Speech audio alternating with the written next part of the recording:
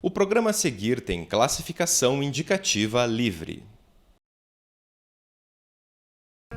220 mil pessoas mortas, mais de 16 mil sequestradas, 137 jornalistas e 300 defensores de direitos humanos assassinados. Mais de 5 milhões e 700 mil pessoas tiveram de abandonar os lugares em que viviam, especialmente camponeses, indígenas e afrodescendentes. É o saldo de um conflito que dura mais de 50 anos. Parece a história de mais uma guerra no Oriente Médio, mas estamos falando do conflito armado na Colômbia, país vizinho do Brasil. Há mais de meio século, grupos armados de esquerda, paramilitares de extrema-direita, Exército Nacional e narcotraficantes travam batalhas em que inocentes são sequestrados, mortos, estuprados e obrigados a deixar suas terras. É sobre este conflito que falamos no Em Tese de hoje.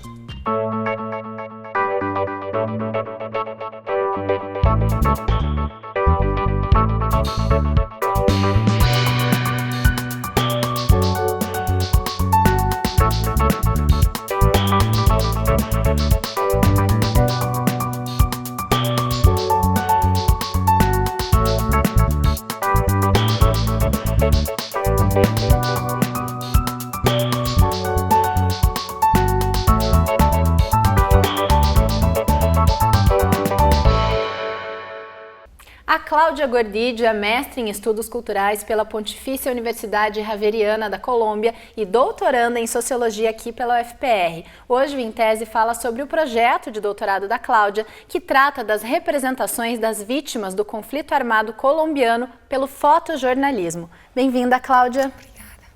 Cláudia, como que é possível explicar para nós, brasileiros, como que é esse conflito, como que se deu, a história desse conflito na Colômbia? Bem, o conflito na Colômbia é um conflito que ele tem mais de 50 anos, historicamente. Então, é um conflito bem complexo, porque é um conflito interno de vários grupos da guerrilha e paramilitares.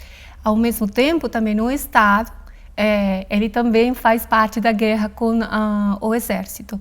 Então, eles participam diferentes grupos armados por territórios. Eles o que estão brigando aí? Eles querem dominar os territórios mais importantes e os territórios mais estratégicos, porque estratégicos em termos de que são territórios para o cultivo da coca, para o processamento da cocaína e para a transportação dela. Então, é assim, as comunidades que moram lá, elas ficam o tempo todo em muito risco. Então, para a guerrilha, os paramilitares e mesmo para o exército, é mais fácil gerar uma guerra, matar eles, dominar os territórios para fazer o que eles querem.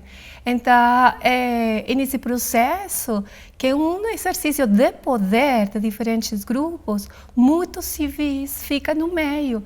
E os civis são os que padecem a violência que os diferentes grupos têm desenvolvido durante todo esse tempo. Então, as formas como a violência tem se desenvolvido vão desde massacres, assassinatos, bombas, plantação de minas terrestres, que é muito perigoso,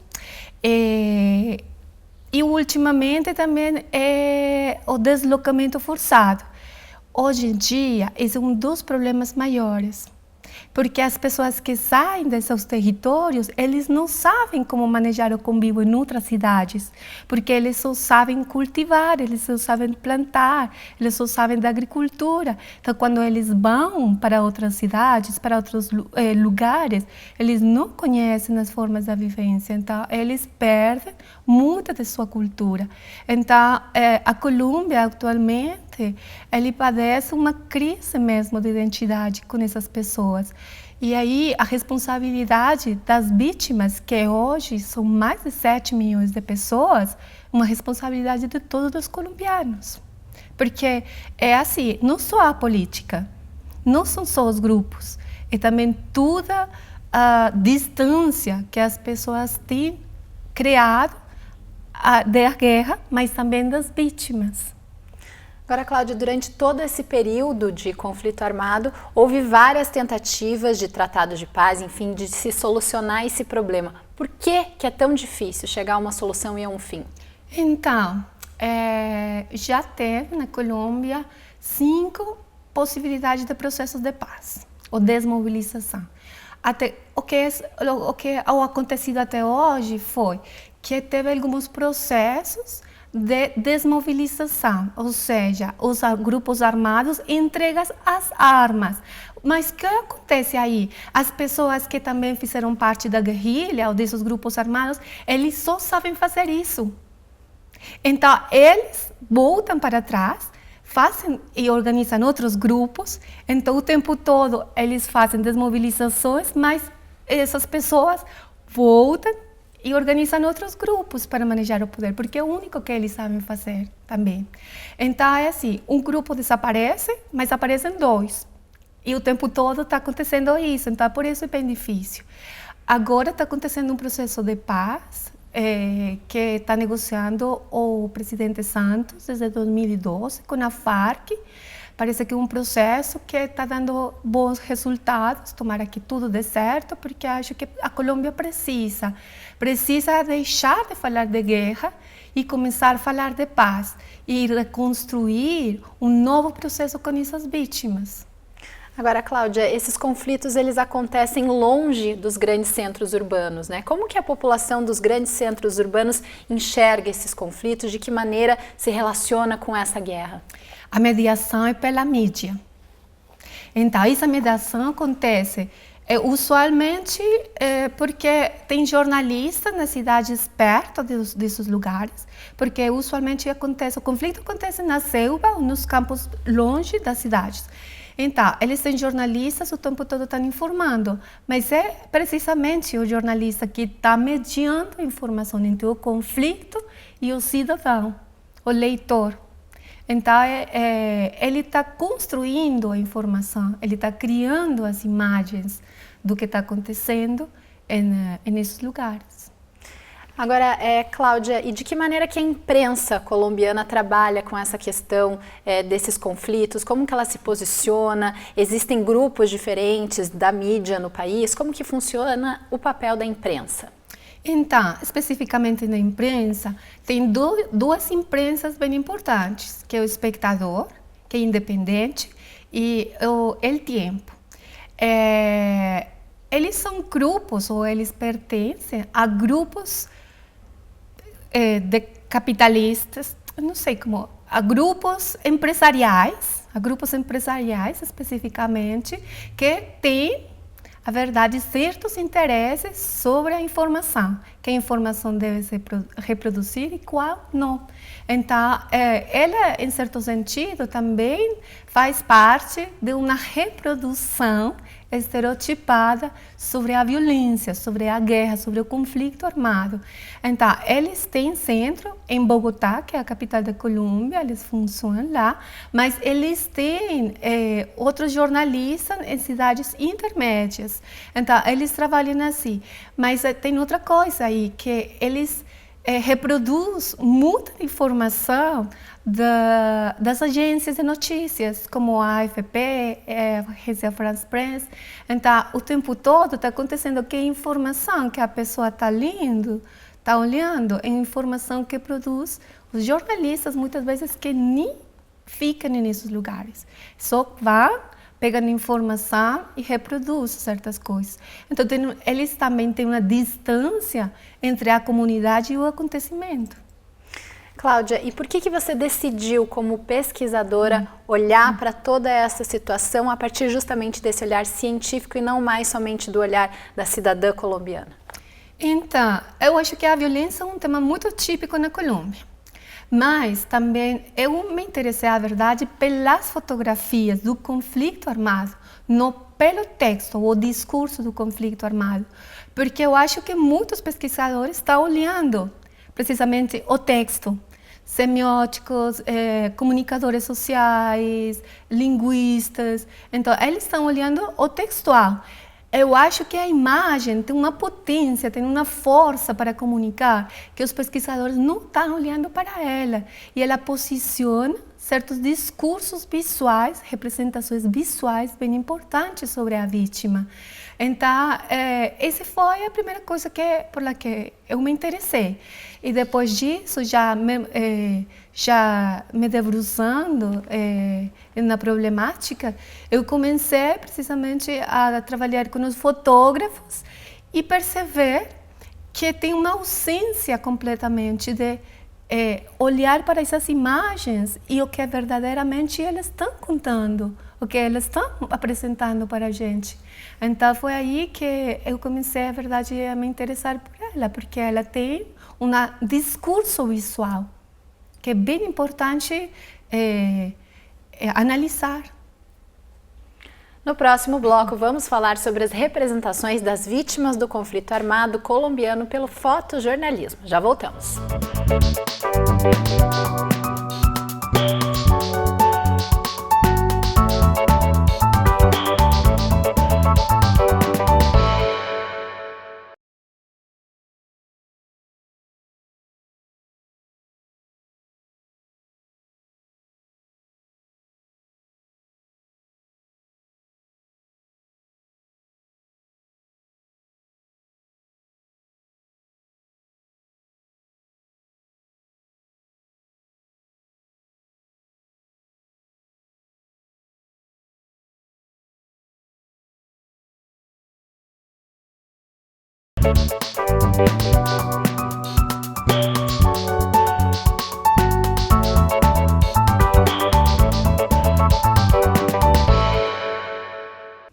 Hoje o Em Tese fala sobre o conflito armado na Colômbia a partir da visão do fotojornalismo.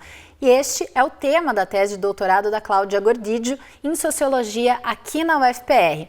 E neste segundo bloco também contamos com a presença do professor do Departamento de Comunicação da UFPR, Elson Fachina. Bem-vindo, professor. Obrigado.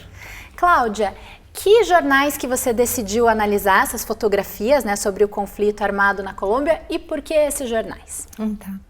Então, eu estou analisando 2 jornais nacionais, El Tiempo e El Espectador, porque eles têm um olhar diferente, ele é macro. E estou pesquisando olhares das regiões onde eu estou trabalhando, as comunidades, porque eles têm uma lógica diferente de fazer comunicação, de apresentar as notícias.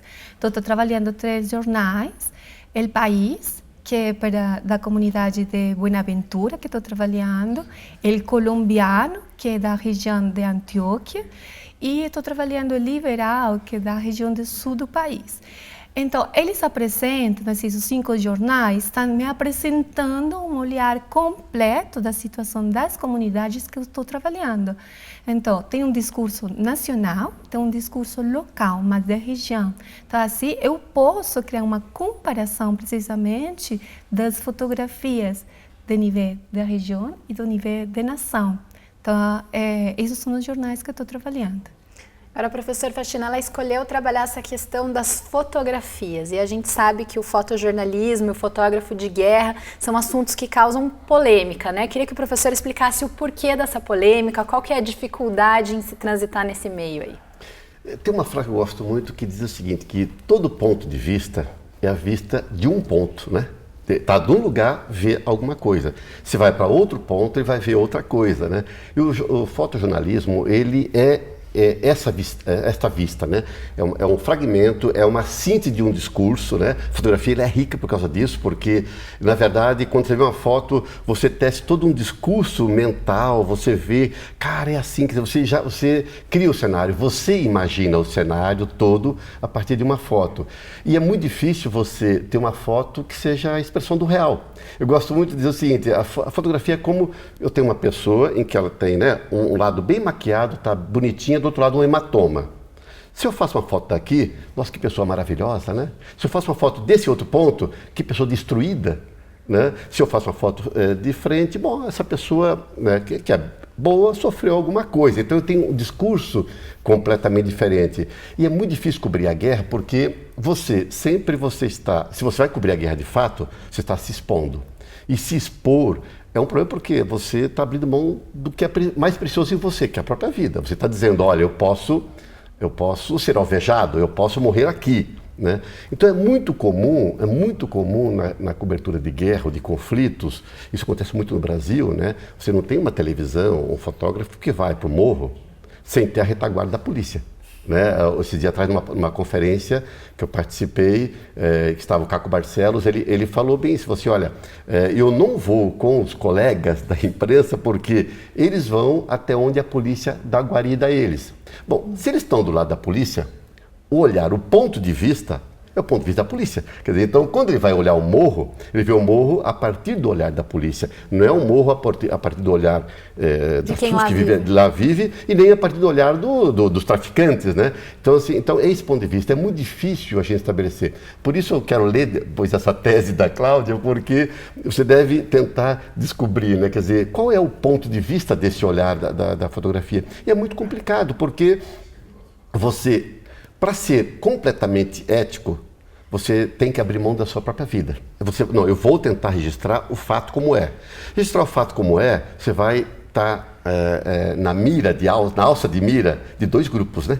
E nesse caso lá, dos narcos ou da guerrilha e todo o aparato militar, inclusive paramilitar. Quer dizer, então, você vai abrir mão da sua vida para registrar isso? Tá, não dá para abrir. Né? Então, se eu não vou abrir a mão, como é que eu vou tecer um discurso? Tem claro, eu teço esse discurso. É um transitar entre a cidadania e a ética muito complicado, né? Entre a ética e a não ética da fotografia. É muito complicado, é muito difícil e ao mesmo tempo muito rico. Porque o Caco Barcelos falava o seguinte, olha, eu sei, ele mostrou cenas, né, momentos, eu sei que em algum momento eu estou colocando a minha vida em risco. Ele fala, mas eu decidi ser jornalista. Então, você citava... Ossos do ofício. É ossos do ofício, né? Você tem esse... Como é que você abre mão da... não significa assim, que eu vou para o front, vou abrir o peito para o estilhaço, né? Nesse sentido, mas assim, como eu ponho a minha vida em risco para registrar. E você sabe que aí eu já li muitas histórias legais de profissionais que fizeram isso, né? E abrir mão da família, de filhos, de esposa ou de marido de algumas mulheres, né? Porque abrir mão no sentido de dizer o seguinte, olha, eu tenho um primeiro plano na minha vida agora que é a minha profissão, porque vira também meio um fascínio, né? E aí é muito complicado. Então fala assim, a minha vida e o meu hobby, ou a minha profissão, ou a minha arte, né? É muito complicado. Portanto, acho que você tem um trabalho pela frente difícil de tentar estabelecer essa visão da Colômbia a partir da imagem, né? Porque, veja, acaba sendo duas realidades, né? Uma é a realidade de fato que acontece, outra é a realidade criada pela fotografia. E o que você tem percebido, Cláudia, nessas fotografias? Então, o que está acontecendo é o seguinte, e é precisamente não encontrar essa fronteira tão marcada entre o real e a produção visual disso real. Então, está acontecendo que na Colômbia, já eu entrevistei vários fotógrafos, eles falam, não temos fotógrafos de guerra, temos fotógrafos de um conflito. Isso. Então, isso marca uma diferença, e aí uma diferença. A outra coisa é que muitas das fotografias que eles podem fazer é porque o exército leva eles até aqueles lugares afastados das cidades. Então, o foco visual deles é o foco do exército, é o foco politicamente correto que o exército e a nação, o Estado e o governo quer apresentar. A mediação da guerra é isso. Ela está, de alguma forma, mergulhada nessas ideias do governo. Ela não é inocente, não é a impressão da realidade. Não é imparcial. Não é imparcial. Ela tem detrás, tem no fundo, todo um contexto da política do governo. Então, é assim, as imagens que muitas vezes olhamos, essas imagens têm essa impressão, tem esse contexto. A outra coisa que muitas vezes dos fotógrafos, dos jornais, eles não têm uma sensibilidade com a vítima, eles só vão tirar fotografia da guerra. E que a fotografia da guerra é apresentar o perigo, apresentar o corpo morto, apresentar a barbárie, apresentar as cenas do horror.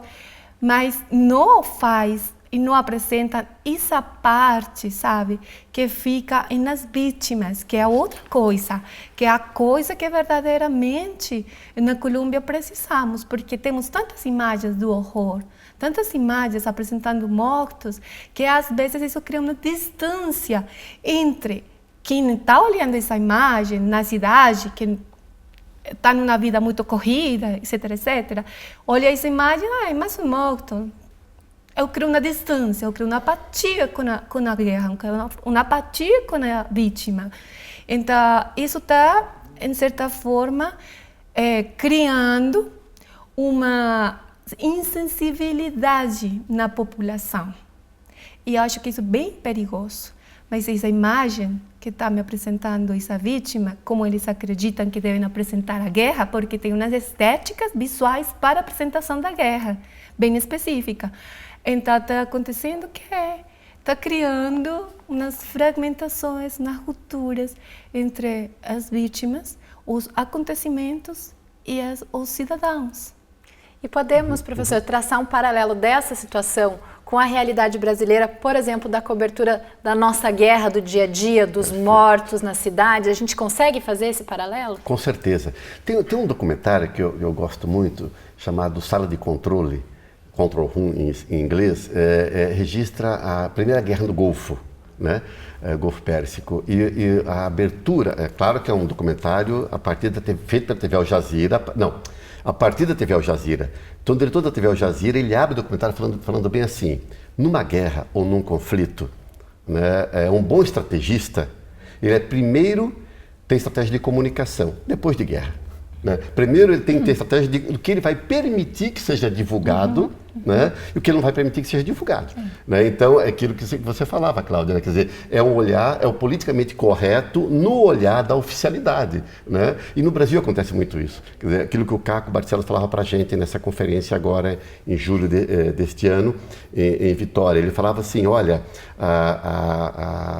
claro, ninguém vai botar sua vida em risco à toa, então ele vai lá com todo o aparato militar. Mas assim, ele vai olhar a partir do olhar militar. E o que nós vemos hoje do conflito no Brasil, como você falou, dessa guerra cotidiana nossa, é muito esse olhar oficialesco, né? E com um problema que você dizia, Cláudia, que para mim é o mais grave, é que eu acabo registrando o conflito e não as pessoas no conflito, não a sociedade no conflito, que é grave, porque... Quem é aquele corpo? Quem é aquele corpo? Quem é aquela pessoa?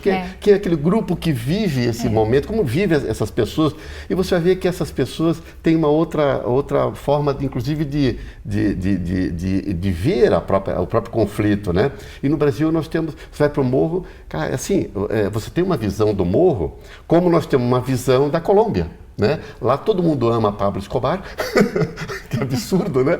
Todo mundo, de alguma forma, concorda com o narcotráfico, sabe? Há toda é um país de narcos, e não é. Eu conheço a Colômbia, eu estive na Colômbia, é um país maravilhoso, quer dizer, aliás, a América Latina é vendida para nós em imagem de fotografias ou imagens visuais pela televisão, como um continente de decadência. E é um continente maravilhoso. Viaje por essa América Latina. E a gente sofre da síndrome do vira-lata. Síndrome do vira-lata, aí sim, porque a gente só vê o vira-lata, né? A gente olha a Europa e olha os Estados Unidos, só a parte boa, né? É a fotografia vista de um lado só, né? Lá eu só olho a parte maquiada, né? Aqui eu só olho a parte detonada, né? Então eu tenho uma olhada. E esse é um problema com o Brasil.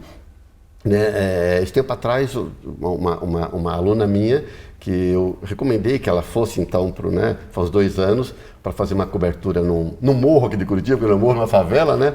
E ela preocupada, porque ela chegou e falou assim, professor, eu quero ir, mas olha, a minha mãe pediu para não ir lá. Né? E aí, falou, mas vamos, vai com a gente, foi eu e outro professor, e ela voltou encantada, ela falou assim, você sabe que não é nada daquilo que eu sempre li? Falei, pois é, né? Quer dizer, então, quando você vai... Você vê que, claro que tem um conflito. Agora, escute-me, andar no Jardim Social em Curitiba não tem problema? Andar no Batel não tem problema? Quer dizer, então a gente maximiza muito porque a imagem passada para a gente, eu recordo muito, o problema da imagem é a síntese que ela fornece para a gente, né? Não é só o que eu vejo com o olho, é o discurso que eu crio, que eu introduzo a partir disso. Tem um autor brasileiro que eu gosto muito, chamado Muniz Sodré, Ele fala assim, nós temos que entender que nós vivemos hoje em duas realidades. Uma é a realidade concreta, a palpável, ele chama de real histórico. Outra é a realidade virtual. É aquilo que imaginariamente se construiu na nossa mente, né? Ele fala que são duas realidades. Ele diz assim, raramente elas são as mesmas. E acho que na Colômbia, você está percebendo muito isso nesse trabalho seu, né? E a construção precisamente do imaginário social. Que fica muito forte nas crenças das pessoas. E muito tem a ver com a fotografia. A fotografia cria um impacto e você imediatamente cria uma imaginação social disso que está acontecendo. Então, essas fotografias, elas estão contribuindo a criar um imaginário social da guerra, do conflito armado. E isso é muito perigoso, sabe? Porque isso coloca precisamente na cabeça dos cidadãos uma só ideia do conflito. Mas está acontecendo outras coisas detrás dessa imagem. Porque a imagem é só o recorte de uma parte de todo o cenário. Então, você coloca isso como algo que vai ficar aí, em sua imaginação. E isso é o risco. A gente tem que deconstruir, tem que abrir precisamente essas fotografias e apresentar tudo o que está acontecendo, todo o contexto dela e colocar ela precisamente em um contexto amplo, em um contexto, a verdade, histórico, um contexto de memória. Então, o trabalho que estou fazendo é precisamente construir a memória histórica da visualidade do conflito armado, que tem relação precisamente com a construção desses imaginários. Olha, essa fotografia foi apresentada com isso, sem contexto, muitas vezes, só numa matéria, mas isso significa isso, porque aconteceu estas outras coisas. Então, a imagem, como um objeto só, ele precisa se apresentar com outros elementos. Ela tem muita potência por si só, mas ela precisa de outras coisas para entender tudo o que está acontecendo. E precisa de outras imagens, inclusive, né? Sim. Ela não pode ficar de visões. Amplitude de visões, né? Outras imagens síntese, né? Eu gosto muito de um termo que usa um autor muito conhecido na área da imagem, né? Um francês, em que ele fala assim, a imagem, o que interessa da imagem é a imagem síntese. Né? A imagem síntese, claro que é uma teoria enorme, mas assim, que esse é o grande problema que você falava, porque, voltando para a fotografia, nesse conceito, é o fragmento de um todo, mas que no imaginário se torna o todo. Né? No imaginário ela é o todo. Complementariedade. Exatamente. Então essa ideia que a fotografia é de uma riqueza da comunicação fantástica. E parabéns por você ter escolhido esse fragmento, porque assim você vai analisar todo o discurso que se faz a partir desse fragmento que é esse fragmento da realidade, né? Mas e até de tempo, né? Tempo. Você bate o olho e veja que ao mesmo tempo eu falo assim, talvez seja a linguagem mais democrática que tem, porque você olha e você tira as suas conclusões. Aqui isso é interessante. Agora o problema é que conclusões que eu permito que ele tire a partir dessa única imagem. Que aí é o problema, que é o que você chama, que vai se construir um todo no imaginário social, né? Que é uma tensão bem forte aí, porque precisamente os fotojornalistas que têm a possibilidade de ir a tirar a fotografia, eles estão construindo alguns estereotipos mesmos das imagens, das vítimas. Isso é uma coisa muito comum que estou olhando nas fotografias. Que a pessoa vai com toda a bagagem dela na hora que ela faz o clique, né? Ela tem a história dela, a visão dela. Mas como deve se ver uma vítima do desplaçamento forçoso? Eles têm já umas estéticas dessa vítima. A vítima do desplaçamento, falou um fotógrafo na entrevista que eu fiz para ele, ela não pode estar arrumadinha, ela não pode estar limpa, não. Ela tem que se ver como um desplaçado, como um deslocado. E como se vê um deslocado?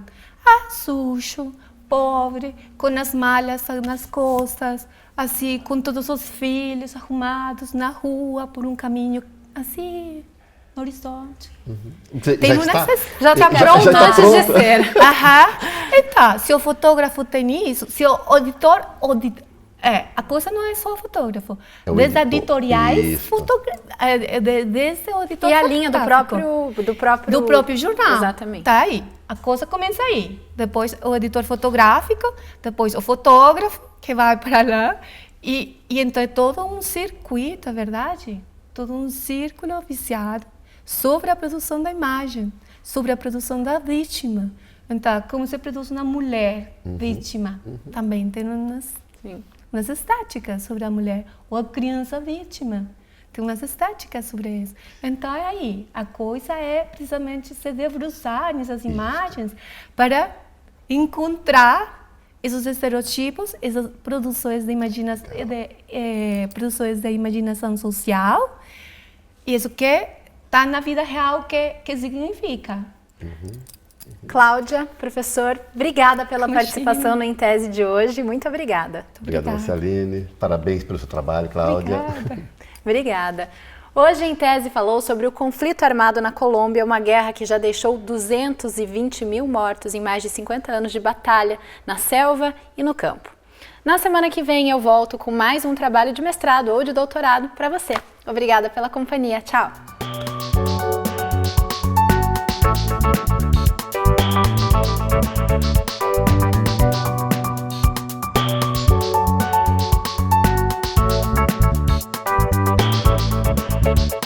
Thank you.